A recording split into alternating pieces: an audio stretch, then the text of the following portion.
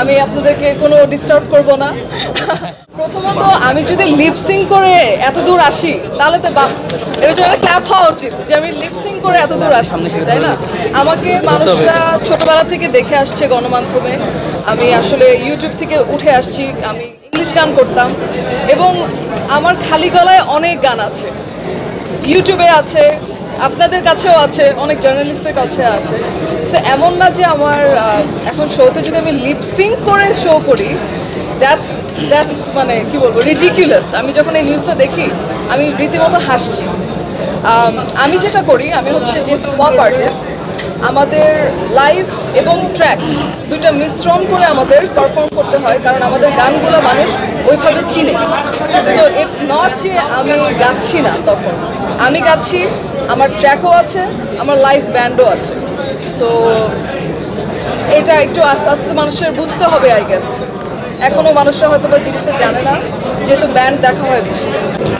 দর্শকের উদ্দেশ্যে এটাই বলবো যে আমাকে নিয়ে যা আপনাদের ভাবনা আছে ভাববেন, আমি আপনাদেরকে কোনো ডিস্টার্ব করব না। আপনাদের ভাবনা মানে আমি আসলে কোনোভাবে থামাতে চাই না, পরিকল্পনা চলতে থাকুক। আর এছাড়া আমি আমার কাজ করে গেছি, করব। আপনাদের ভালো লাগলে আমি সেটার অ্যাপ্রিসিয়েশন পাবো, খারাপ লাগলে সেটার গালি খাবো। This is natural. সো এই তো অভিনয়, এই তো প্রথম করলাম, আমার অ্যাপ্রিসিয়েশন পেয়েছি অনেক আমার অ্যাক্টিংয়ে। সো আমার কাছে মনে হয় যে সেটা আমাকে ইন্সপায়ার করেছে আরও কিছু কাজ করার। সো হোপফুলি আমাকে সামনে আরও দেখা হবে। আমার কাছে মনে হয় আপনাদের ওটা অর্গানাইজারদেরকে জিজ্ঞেস করা উচিত, আর্টিস্টরা তো আসলে এটার ব্যাপারে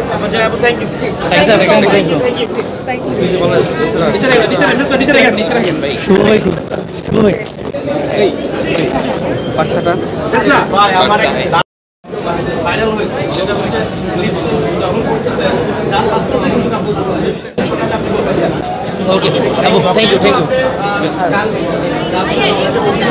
আপনারা ঘুরাইতে আচ্ছা, একেবারে দর্শকদের উদ্দেশ্যে কি বলতে চাইবেন, যে নিজেদের শ্রোতা রয়েছে? ভাই উঠে দেন, উঠে দেন। উপর দিয়ে এনে রেখে দিচ্ছে কেন? অন্যজনের কাছে